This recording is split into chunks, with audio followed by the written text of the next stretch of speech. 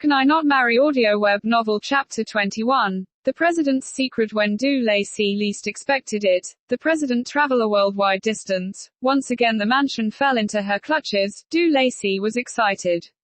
Of course, excitement or excitements, the words of the President she must listen to, and she didn't want to get caught badly like last time.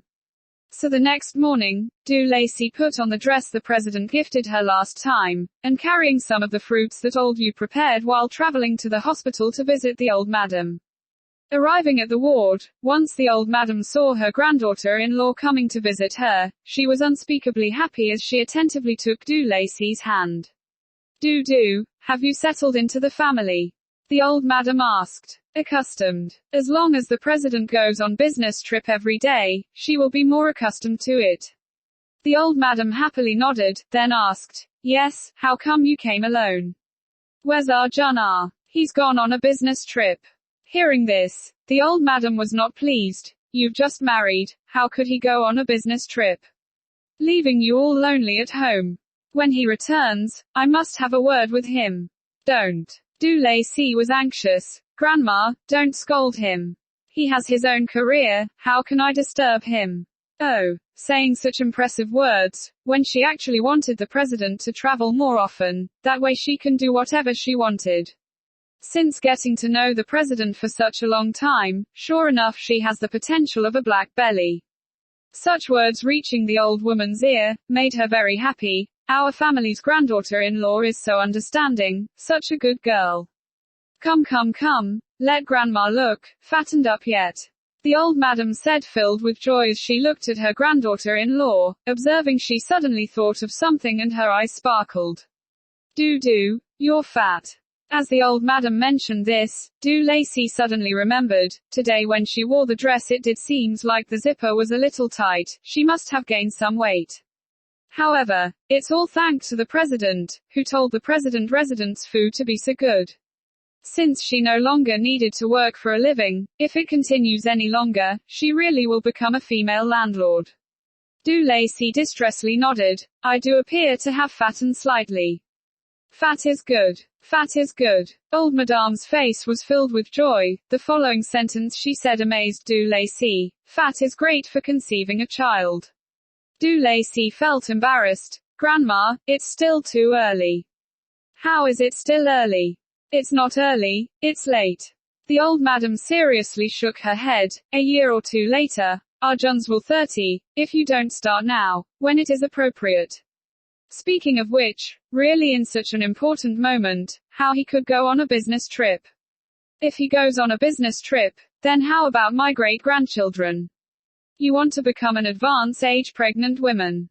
As the old madam kept talking, Du Lacey's facial expressions almost collapsed.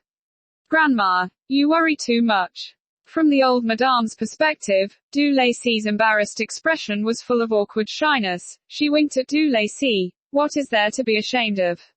Grandma was also inexperienced when I was younger. Besides just one glance I can tell our Arjun is strong and powerful. Who knows, he might hit jackpot in one go. Du Lacey was completely embarrassed. How can elderly of this generation think so boldly? Her embarrassment, on the contrary, intrigued the old madame's spirit, and said in a low voice, Du, have you noticed the strawberry-type birthmark on Arjun's butt? Isn't it cute? When he was a child, I fondly pinched his little bottom, it was so tender and white. Quote ellipsis quote. It turns out that the President had a strawberry-type birthmark on his bottom. Du Lacey was baffled. At the same time, due to the old madam being immersed in it, she began to talk about Lian Jun's childhood embarrassments. So Du Lacey stayed in the wards, listening to the old madam talk about the President's personal secrets in such a public place. The old madam said, You've got no idea how beautiful Arjun was when he was younger. His skin was white as snow. His big watery eyes. Everywhere I brought him, people thought he was a girl. Later, when we went out I simply let him wear a dress, deceiving others saying his mother gave birth to twins. The result, all those idiots all believed me.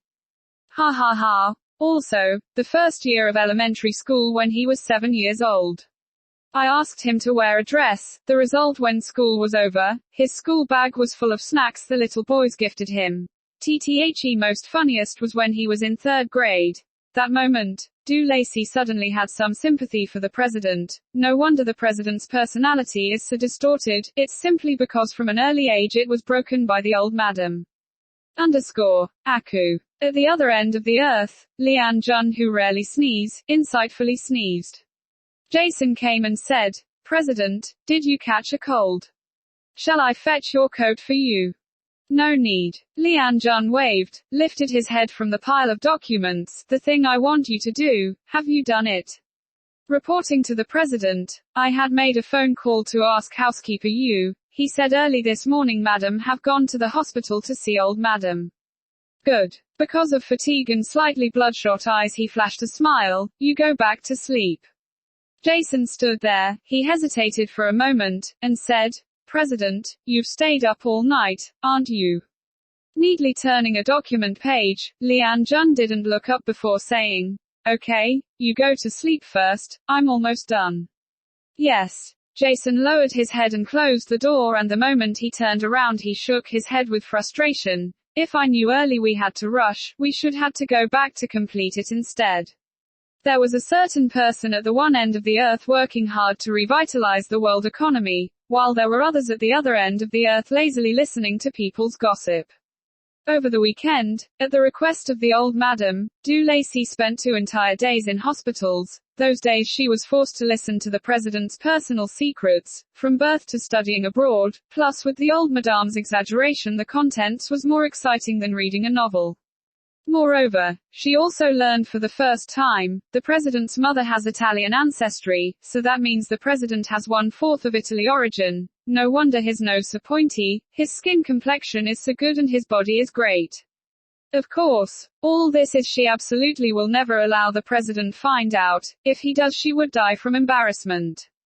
A short weekend of the old madam storytelling finally came to an end. A new day work commenced. Sitting at the counter, Du Lacey kept yawning. Ji Wushuan came over. "Co Du, yesterday was the weekend. Why is that you look more tired than going to work?" Du Lacey gave a long sigh, revealing her very sad eyes and replied, "Sister Wu Shuang, there's something you won't understand." How could she understand? If it wasn't because last night it was fast approaching 12 o'clock, the president's sudden call frightened her. Does he not know there's a time difference in the United States? The most outrageous thing was the president called just to ask if the old madam was well or not. How can the old madam not be well? The old madam is in such good health that she even clearly remembers the strawberry-type birthmark on your butt. Du Lacey finally awakened. It turns out the president didn't give her a mobile phone, it was a midnight call. Because of this sudden, midnight call, it caused Du Lacey unable to sleep well all night. In fact she didn't know why she was so angry that she couldn't fall asleep. Is it because she heard a certain person's hoarse voice? "Oh, I've got it." Suddenly Ji Wushuan realized, then she came closer to mysteriously whisper into her ear, "Co Du, manager gave you so many materialistic rewards, it is difficult to try them all." Fuff. Du Lacey almost choked to death. "Sister Wu Shuang, your thinking is more creative than Zhu manager's.